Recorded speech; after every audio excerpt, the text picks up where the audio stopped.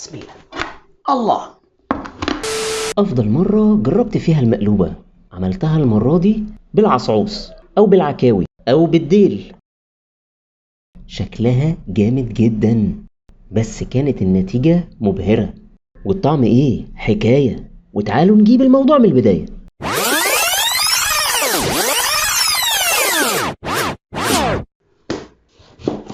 أول حاجة هجيب بتنجانة وهقشرها خالص بالشكل ده. هنبدأ نقطع البتنجان شرايح رفيعة خالص الحجم ده، وهننزل عليهم بشوية ملح. بعد كده هنقلبه على الوش التاني وننزل عليه بشوية ملح برضو، ونرجع نقلبه على الوش الأولاني علشان ينزل المية بتاعته.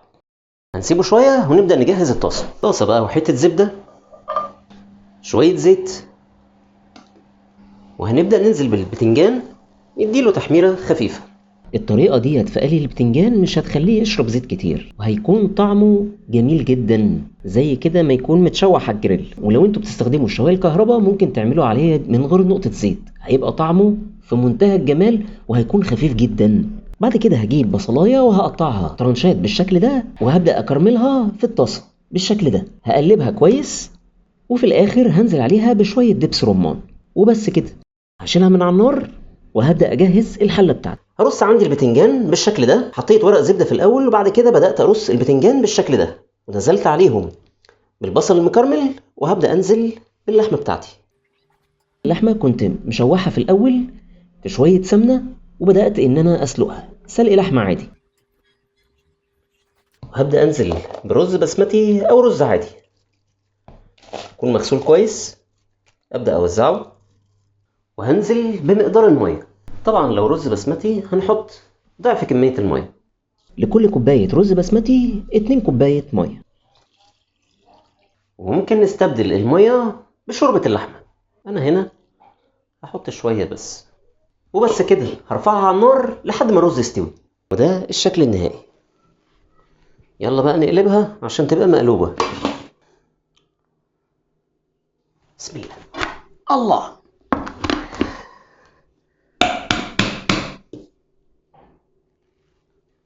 طبعا الشكل جميل جدا، الشكل جميل جدا، وريحة اللحمة حاجة تحفة.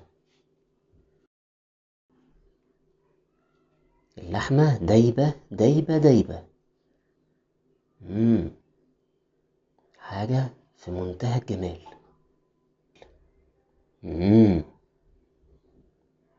والرز مفلفل وجميل.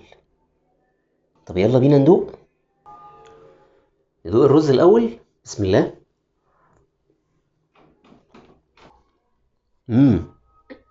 طعمه حلو قوي. ناخد بقى حبة بتنجان على حبة بصل على شوية رز، ندوق بقى ايه المجموعة كلها مع بعضها. طعم البصل حلو قوي، ودبس الرمان عطاله مزازة كده جامدة جدا. اللحمة بقى، اللحمة الدايبة دي، العكاوي دايبة خالص. لا، جامدة جامدة جامدة. انصحكم تجربوه، وما تنسوش تعملوا لايك وشير، وتمنشنوا لحبايبكم اللي هتاكلوهم الاكله دي. اشوفكم في فيديو جديد. ايه جعانين؟ انا اتاخرت عليكم، انا عارف انا اتاخرت عليكم النهارده.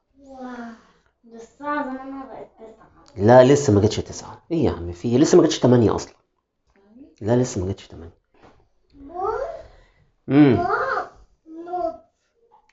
ايه؟ ايوه ابص. كام بقى الساعه كام؟ 4. الساعه كده 4. الساعة 8:30 ل5. 8:30 ل5. لا يبقى انا اتاخرت فعلا. طب يلا يلا بينا، عشان ايه انا جوعت جدا